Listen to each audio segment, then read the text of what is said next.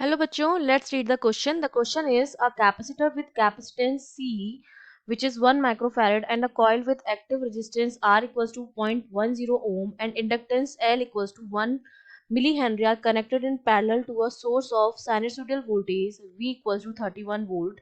Find the frequency omega at which the resonance sets in. हमें frequency omega की value निकालनी है जब resonance की कंडीशन आती है तब. ठीक है, तो देखिए इस क्वेश्चन को सॉल्व करने के लिए हमारा जो की कॉन्सेप्ट रहेगा वो हमारा क्या रहेगा. हमसे क्या रखा है कि हमारे पास एक कैपेसिटर है, कंडेंसर है और एक रेजिस्टेंस है. तीनों किसमें जुड़े हुए हैं आपके पास, पैरेलल में जुड़े हुए हैं.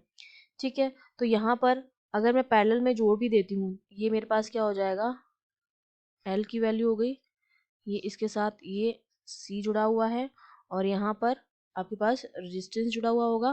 ठीक है, ये तीनों आपके पास किसमें है, पैरेलल में. ये सी हो गया, ये आर हो गया और दोनों ये तीनों जो है इनको हमने किससे जोड़ रखा है, एक साइनसॉइडल वोल्टेज से जोड़ रखा है जिसकी वैल्यू जो होती है V equals to V M. ठीक है, और यहाँ से करंट जाएगी आई, इस वाले सर्किट में भी जाएगी, इसमें अलग जाएगी, इसमें जाएगी और इसमें जाएगी करंट आपकी. ठीक है, तो अब अगर मैं करंट की वैल्यू लिखना चाहूँ, V equals to V M cos omega T. ठीक है, तो करंट जो अगर मैं वोल्टेज की वैल्यू लिखूं इंडक्टेंस के लिए तो वो हमारी क्या हो जाएगी, L D I upon D T. इसमें आई वन करंट जारी होगी. ठीक है, एल और आर दोनों में है और यहाँ पर ये आई टू करंट होगी तो यहाँ आई वन हो जाएगा प्लस आर के अंदर आई वन, वो हमारी किसके बराबर हो जाएगी, वो हमारी बराबर हो जाएगी इसके अंदर जो वोल्टेज होता है Q इक्वल्स टू क्या होता है, सी वी के बराबर होता है. यहाँ से जो V आता है Q अपॉन सी के बराबर होता है. तो Q जो होता है वो हमारा I होता है D Q upon D T, rate of flow of charge. तो यहाँ से D Q value I D T हो जाएगी. तो C में जो करंट आ जाएगी वो कितनी हो जाएगी, integration of I two of D T upon C. और ये मेरा किसके बराबर है, V M cos omega T के बराबर है. ठीक है, ये वोल्टेज हो गया और I जो है वो I one plus I two के बराबर है.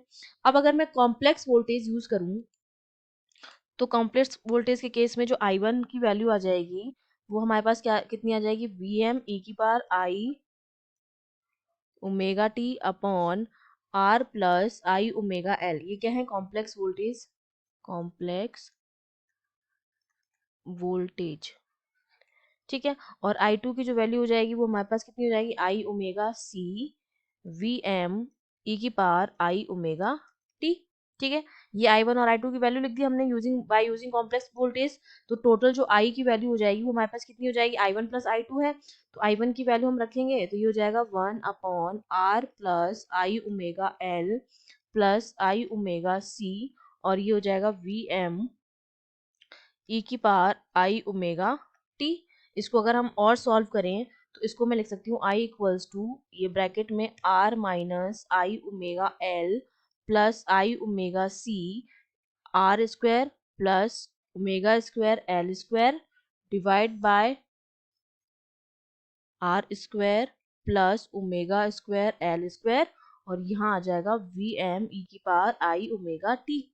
ठीक है, अब इसके अगर मैं केवल रियल पार्ट्स को करूं, टेकिंग ओनली रियल पार्ट्स, तो आई जो मेरा होगा वो मेरा हो जाएगा वी एम अपॉन ये बन जाएगा आपके पास जेड.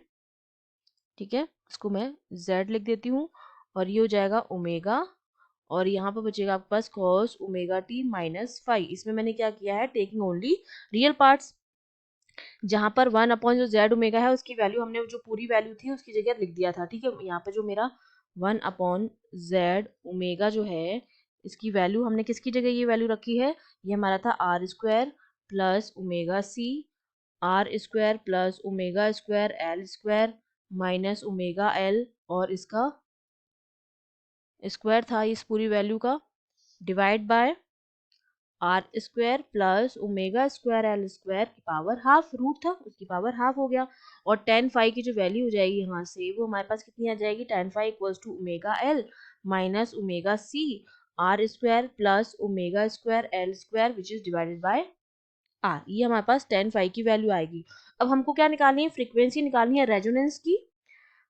ठीक है, अब हमें क्या होगा, एक्सट्रीमम ऑफ करंट एम्पलीट्यूड की जरूरत पड़ेगी अगर हमें फ्रीक्वेंसी निकालनी है रेजोनेंस की.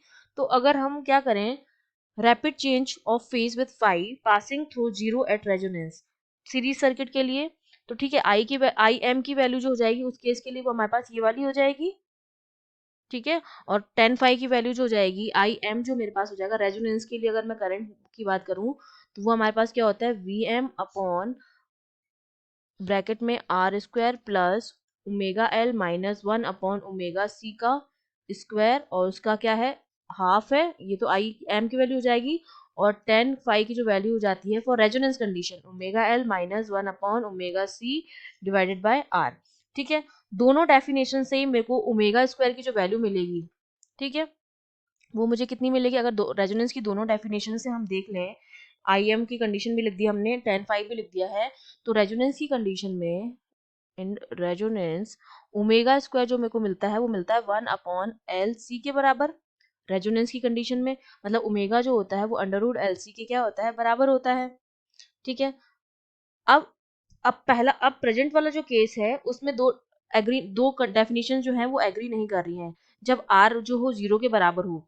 तो अब क्या होगा कि जो C R square plus omega square L square जो होगा वो एल के बराबर है, तो यहाँ से ओमेगा स्क्वायर की जो वैल्यू आएगी 1 upon L C minus R square upon L square के बराबर आएगी, जो हमारा क्या हो जाएगा, ओमेगा स्क्वायर ऑफ रेजोनेंस हो जाएगा।